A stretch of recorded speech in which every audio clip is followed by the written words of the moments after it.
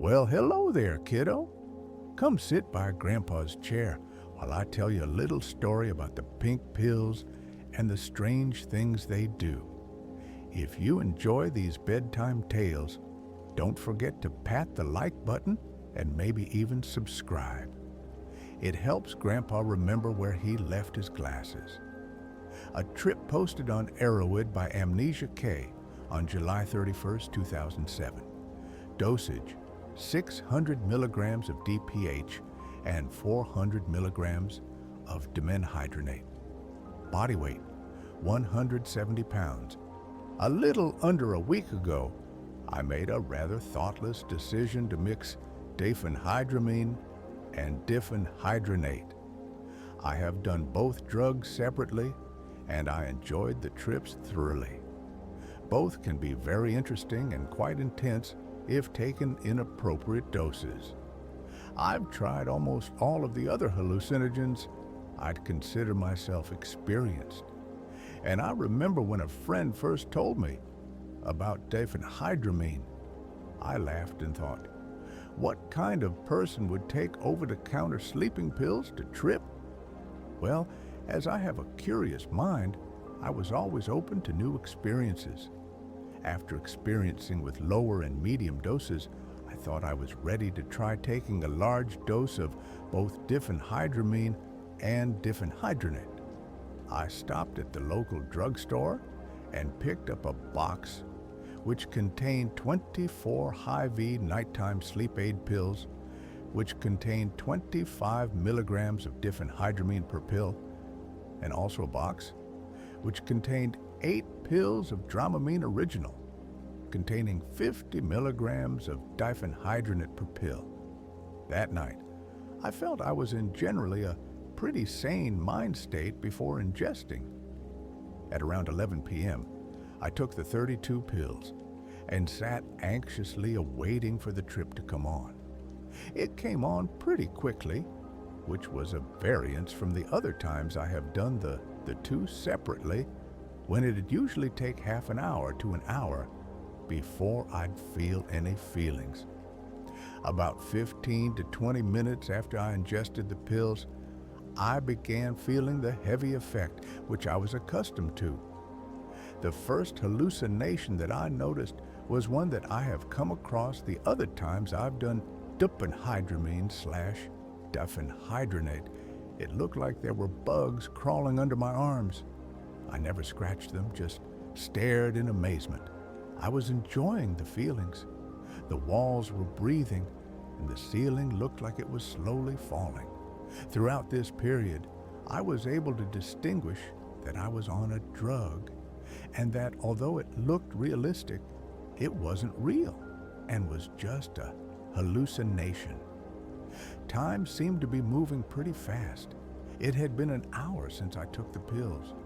I remember my uncle was in the basement watching the television, which I had forgot about 3 times, as I moved to sit in his chair to find him sitting there startling me. I remember hearing someone call my name and shouting, "What?" only to hear my uncle reply, "No one called you." I was listening to Metal by Pink Floyd and enjoying it quite thoroughly. Music can just be amazing when on the 2 drugs. After nearly an hour and a half, I noticed that it was getting hard to breathe, and I came to the conclusion that I had taken too much. I had contemplated just puking because it was becoming rather intense. I must have suffered amnesia because I completely forgot about it nearly 3 seconds after saying it. At around 1 o'clock, my uncle went upstairs to go to bed, which was sort of a relief. He was attempting to talk to me, and I remember my voice was slurred to the point of sounding like an absolute drunkard. I avoided conversation by saying, many times.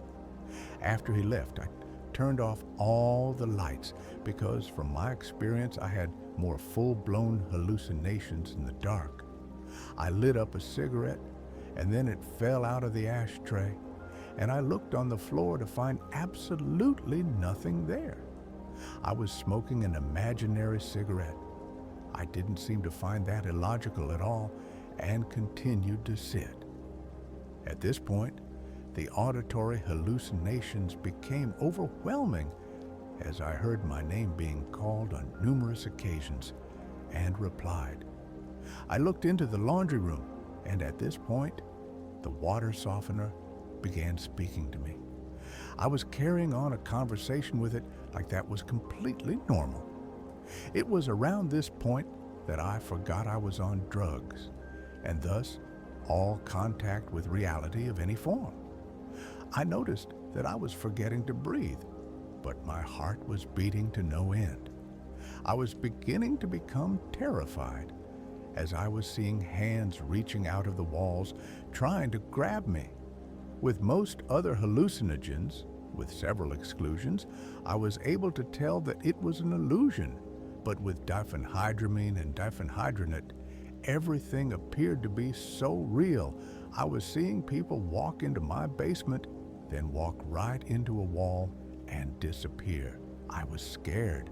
I remember at one point seeing a group of my friends just staring at me. I replied, "What are you looking at?" And they just disappear. I remember seeing my cleaning lady and another woman asking me what I was doing, to which I replied, "Just chilling like a villain." However, I was not prepared at all for what happened next. In a complete drug haze, I looked down at my arms. I was expecting to see the similar bugs crawling under my skin. But what I saw is something that absolutely made me jump out of my chair. On my arm was a humongous, poisonous Amazon spider. It bit my arm, which I felt. Blood started to profusely flow out of my arm. I began shaking my arms uncontrollably. After shaking them for a minute or two, I looked again, and I saw what was either a baby spider or a tick crawling on my arm. I hate spiders. I hate insects for that matter. I was absolutely terrified. I remember screaming in pain.